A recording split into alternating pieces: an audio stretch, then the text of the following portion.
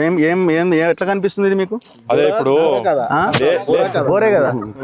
ఇప్పుడు ప్రజలు తేల్చాలి. ఇప్పుడు మేము చెప్తున్నాం ఇది బోర్ అని, వాళ్ళు అంటున్నారు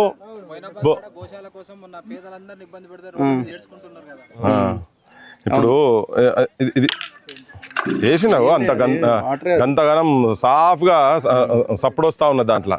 ఇప్పుడు తన రాజకీయ అరంగేట్రం చేసినప్పుడు పూలేలు, మహాత్మా జ్యోతిబా పూలే, సావిత్రిబాయి పూలే, అంబేద్కరు, భగత్ సింగ్, చెగువేరా ఇటువంటి ఫోటోలన్నీ పెట్టి వాళ్ళని ఆదర్శంగా తీసుకొని మాయావతి కాళ్ళు మొక్కి గద్దరన్న దగ్గరికి పోయి గద్దరన్న స్ఫూర్తి ఇవన్నీ చెప్పి నేను ప్రజల మనిషిని, పేదోళ్ళ మనిషిని, నేను చట్టాలను గౌరవిస్తా, ఇప్పుడు చట్టాలు చేసే స్థాయి దాకా పోయిన తర్వాత ఆయన చట్ట వ్యతిరేకమైనటువంటి పని ఏంటంటే ఓల్టా చట్టానికి వ్యతిరేకంగా చెర్ల బోర్ వేసిండని చెప్పి మేము చెప్తున్నాం. ఇప్పుడు ముఖ్యమంత్రి గారు వచ్చి ఇక్కడ క్లియర్ కట్గా చెప్పాలి.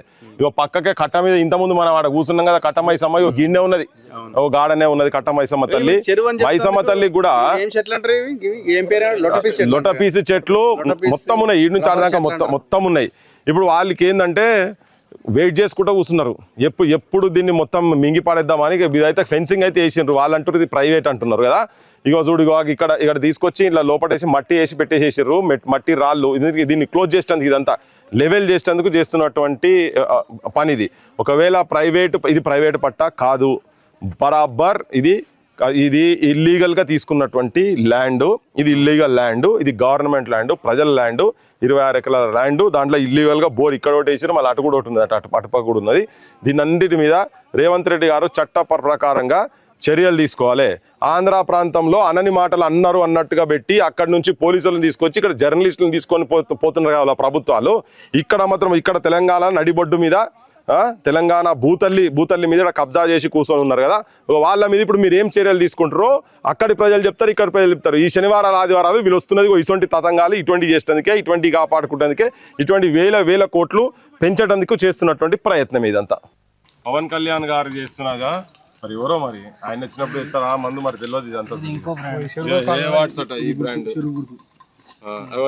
ఇది దొరికింది, కావుచికే దొరికింది, చూడరు ఇక షెర్లా గవా దొరికింది. ఇక ఈడనే ఇవి ఉన్నాయి. ఇది పవన్ కళ్యాణ్ ఫెన్సింగ్ వేసుకున్నటువంటి భూమి. ఇక ఈయన చెగువీరా ముచ్చట్లు చెప్తాడు, సనాతన ధర్మం గురించి చెప్తుంటాడు పెద్ద మనిషి.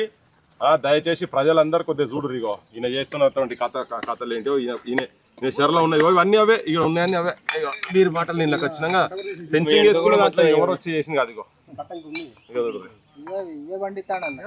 వ్యవసాయం బాటిల్లో మందు వ్యవసాయం చేస్తున్నాడు ఇలా. ఇగో ఇది ఈయన చేసే వ్యవసాయం. ఆయన చెప్తున్నా వ్యవసాయం చేస్తున్నాం అని. ఈయన చేస్తున్నటువంటి వ్యవసాయం చెర్లను కబ్జాలు చేస్తున్నాడు కదా పవన్ కళ్యాణ్ గారు. చూడండి మీరే, జనం ఆంధ్ర జనము, తెలంగాణ జనం కూడా చూడండి. అటు లోపల కూడా ఉన్నాయి చాలా, ఇదంతా కూర్చున్నట్టు పవన్ కళ్యాణ్ గారి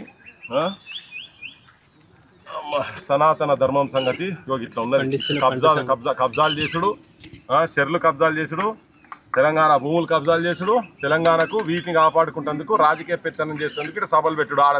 ఆడకి పోతే మీకు రాజధాని కూడా లేదు, ఆంధ్రాలో మీకు రాజధాని లేదు. రాజధాని కట్టుకోరు జర ఫస్ట్. ప్రజలు కూడా అడగండి, పొద్దుగా లేస్తే 150 రోజులు తెలంగాణలో ఎందుకుంటారు ఆయన.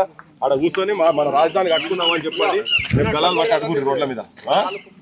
అవన్నీ ఇవన్నీ కన్స్ట్రక్షన్ చేసేందుకు మంచి సైజులో పెట్టుకున్నారు. ఇవన్నీ చెర్ల చేసేటి చెర్లకే మొత్తం అంతా ఫెన్సింగ్ ఈ నుంచి